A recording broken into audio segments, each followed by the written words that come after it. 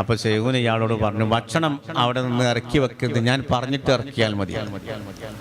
അങ്ങനെ ചോറും പയറൊക്കെ വേവിച്ച്, വേറൊന്നുമില്ല, ചോറ് വൈക്ക് കൂട്ടാനും പയറും, അത് രണ്ടും വേവിച്ച് അവിടെ അങ്ങനെ വന്ന ആൾക്കാരോടൊക്കെ പറഞ്ഞ് ആരും പോകണ്ട, ചോറ് വെച്ചിട്ട് പോകാൻ.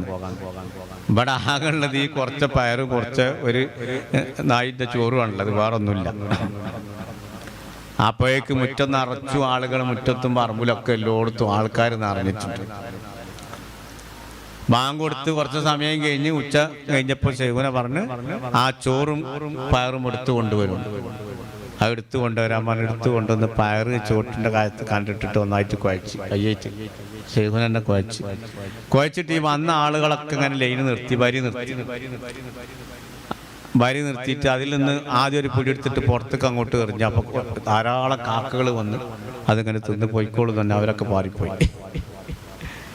വന്ന ആളുകളെ നിർത്തിയിട്ട് അവർക്കൊക്കെ ഓരോ പിടി ഇങ്ങനെ വാരിക്കൊടുത്തു. എല്ലാവരും ആ ഒരു പിടി ഭക്ഷണം കഴിച്ച എല്ലാവർക്കും വയറ് നിറഞ്ഞു.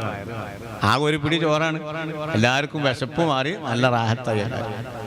ഭക്ഷണം എല്ലാം കഴിഞ്ഞിട്ട് നോക്കുമ്പോൾ പാത്രത്തിൽ പിന്നെ അത്രപ്പോരം ചോറും വയറും ബാക്കിയുണ്ട്.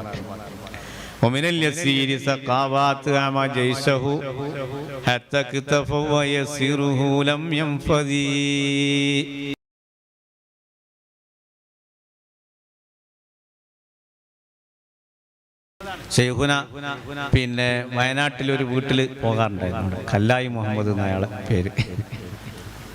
ആ വീട്ടിൽ ചെന്നതിന്റെ തുടക്കം എങ്ങനെയെന്ന് ചോദിച്ചാൽ, ആ വീട്ടുകാരനായ ആള് വളരെ പാവപ്പെട്ട ഒരു മനുഷ്യൻ. ആകെ 4 സെന്റ് സ്ഥലവും അതിലൊരു ചെറിയ ചെറ്റക്കൂടില് അതിൽ കുറച്ച് കാപ്പി മരങ്ങൾ.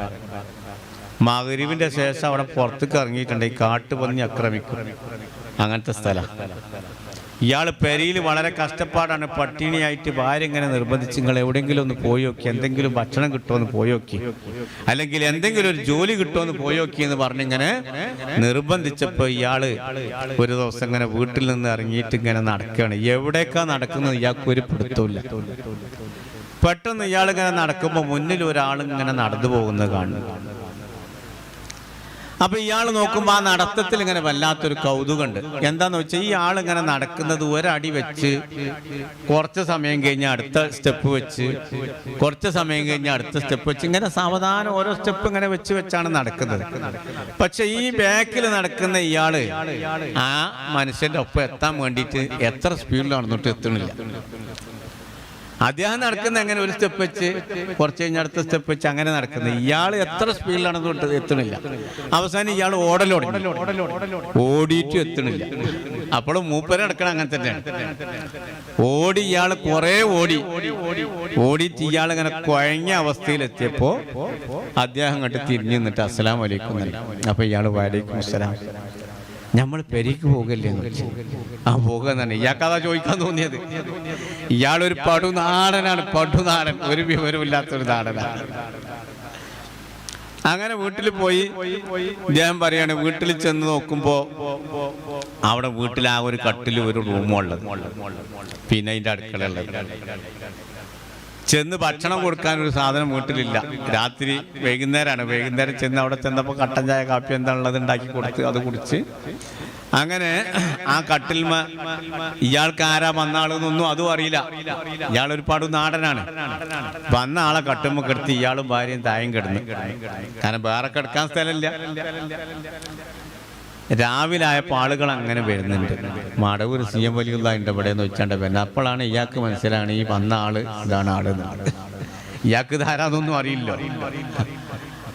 അപ്പൊ വന്ന ആളുകളോടൊക്കെ പറഞ്ഞു ഭക്ഷണം കഴിച്ചിട്ട് പോകാം, ഉച്ചക്ക് ഭക്ഷണം കഴിച്ചിട്ട് പോകാം. ഇയാളെ പേരിൽ ഭക്ഷണം കൊടുക്കാൻ എന്തെങ്കിലും വേണ്ട, ഒരു മണി അരിയില്ല. ലോഹുറുവാൻ കൊടുക്കാനായപ്പോൾ ഭാര്യ പറഞ്ഞു, നിങ്ങളൊരു കാര്യം ചെയ്യ്, നിങ്ങൾ കടയിൽ പോയിട്ട് കുറച്ച് അരിയും പയറും കടം വാങ്ങിയാണ്ട് കൊണ്ടുവരും. പീടിയിൽ നിന്ന് കടം വാങ്ങിയിട്ട് കാശ് കൊടുക്കാത്തതുകൊണ്ട് പീടിയക്കാരൻ കടം കൊടുക്കൽ നിർത്തിയതാ. ആയിക്കോട്ടെ, ഞാൻ പോയി നോക്കാൻ തന്നെ. അപ്പൊ പീടിയക്കാരനോട് ചെന്ന് ഇങ്ങനെ ഒരാളുണ്ട്, അതുകൊണ്ട് ചോറുണ്ടാക്കാനൊരു മാർഗമില്ല, എന്തെങ്കിലും നിങ്ങൾ തരണം, കടം തരാം, ഞാൻ കാശ് തരണ്ട്. അപ്പൊ അയാൾ കുറച്ച് അരിയും പയറും കൊടുത്ത് അത് കൊണ്ടുവന്ന് ഇവിടെ വേവിക്കാൻ വെച്ചു. അപ്പൊ ശൈഖുന ഇയാളോട് പറഞ്ഞു, ഭക്ഷണം അവിടെ നിന്ന് ഇറക്കി വെക്കരുത്, ഞാൻ പറഞ്ഞിട്ട് ഇറക്കിയാൽ മതി. അങ്ങനെ ചോറും പയറൊക്കെ വേവിച്ച്, വേറൊന്നുമില്ല, ചോറും അതിക്ക് കൂട്ടാൻ പയറും, അത് രണ്ടും വേവിച്ച് അവിടെ അങ്ങനെ വന്ന ആൾക്കാരോടൊക്കെ പറഞ്ഞ് ആരും പോകണ്ട, ചോറ് വെച്ചിട്ട് പോകാൻ. ഇവിടെ ആകെയുള്ളത് ഈ കുറച്ച് പയറും കുറച്ച് ഒരു നായിൻ്റെ ചോറുമാണുള്ളത്, വേറൊന്നുമില്ല. അപ്പോഴേക്ക് മുറ്റം നിറച്ചു ആളുകൾ, മുറ്റത്തും പറമ്പിലൊക്കെ എല്ലായിടത്തും ആൾക്കാർ നിറഞ്ഞിട്ടുണ്ട്. ബാങ്ക് കൊടുത്ത് കുറച്ച് സമയം കഴിഞ്ഞ് ഉച്ച കഴിഞ്ഞപ്പോൾ സൈഫുന പറഞ്ഞ് ആ ചോറും പയറും എടുത്തു കൊണ്ടുവരും. അത് എടുത്തു കൊണ്ടുവരാൻ പറഞ്ഞ് എടുത്തു കൊണ്ടുവന്ന് പയറ് ചോട്ടിൻ്റെ കാലത്ത് കണ്ടിട്ടിട്ട് ഒന്നായിട്ട് കുഴച്ച് കയ്യേറ്റ് സൈഫുന തന്നെ കുഴച്ചിട്ട് ഈ വന്ന ആളുകളൊക്കെ ഇങ്ങനെ ലൈന് നിർത്തി, വരി നിർത്തിയിട്ട് അതിൽ നിന്ന് ആദ്യം ഒരു പിടി എടുത്തിട്ട് പുറത്തേക്ക് അങ്ങോട്ട് എറിഞ്ഞു. അപ്പോൾ ധാരാളം കാക്കകൾ വന്ന് അതിങ്ങനെ തിന്ന് പോയിക്കോളും തന്നെ, അവരൊക്കെ പാറിപ്പോയി. വന്ന ആളുകളെ നിർത്തിയിട്ട് അവർക്കൊക്കെ ഓരോ പിടി ഇങ്ങനെ വാരി കൊടുത്തു. എല്ലാവരും ആ ഒരു പിടി ഭക്ഷണം കഴിച്ച് എല്ലാവർക്കും വയറ് നിറഞ്ഞു. ആ ഒരു പിടി ചോറാണ്, എല്ലാവർക്കും വിശപ്പ് മാറി, നല്ല റാഹത്തായി. ഭക്ഷണം എല്ലാം കഴിഞ്ഞിട്ട് നോക്കുമ്പോൾ പാത്രത്തിൽ പിന്നെ അത്രപ്പോരം ചോറും വയറും ബാക്കിയുണ്ട്. ومن اليسير سقاوات أما جيشه حتى اكتفى ويسيره لم ينفذي يا ربي صل على النبي محمد منجي الخلائق من جهنم في غدي. ഹബീബ് റസൂലുള്ളാഹി സ്വല്ലല്ലാഹു അലൈഹി വസല്ലമ തങ്ങൾ കുറഞ്ഞ ഭക്ഷണത്തിൽ നിന്ന് ധാരാളം ആളുകൾക്ക് ഭക്ഷണം കൊടുത്തതിന്റെ സംഭവം മങ്കൂസ് മൗലിദിൽ പറഞ്ഞ വരിയാണത്. ആ ഇത്തിബായുള്ള മഹാന്മാരാണ്, അവർക്കത് കൊടുക്കാൻ കഴിയും.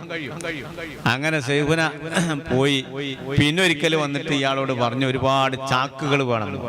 ചാക്ക് എന്തിനാ ചാക്ക് എന്ന് പറയില്ല, കുറേ ചാക്ക് കൊണ്ടുവന്ന് ഇയാളോട് പറഞ്ഞു, ഇനിയും വേണം ചാക്കുകൾ, ഇനിയും ധാരാളം ചാക്കുകൾ കൊണ്ടുവന്ന്. കുറേ ചാക്ക് കൊണ്ടുവന്ന് അതൊക്കെ സൈഫുനന്റെ ഇയാള് ഒരു വീട്ടിന്റെ ചെരുവിൽ അവിടെ കൂട്ടിയിട്ട്, വേറെ വർത്താനൊന്നുമില്ല, സൈഫുന പോയി ചാക്കൊക്കെ കൂട്ടിയിട്ട് പോയി. പിന്നെ നോക്കുമ്പോൾ ആ കാപ്പി കുറഞ്ഞ കാപ്പി മരങ്ങളാണുള്ളത്. ആ കാപ്പി മരത്തിൽ കാപ്പി ഇങ്ങനെ ഉണ്ടായി പഴുത്ത് കൊയ്യലൊടങ്ങി. ഇയാൾ ഈ കാപ്പി കൊയ്യുന്നതൊക്കെ എന്ത് ചെയ്തു, ഇങ്ങനെ കാപ്പി കൊയ്യുന്നത് എടുത്തിട്ട് ചാക്കിൽ വാരി നിറയും.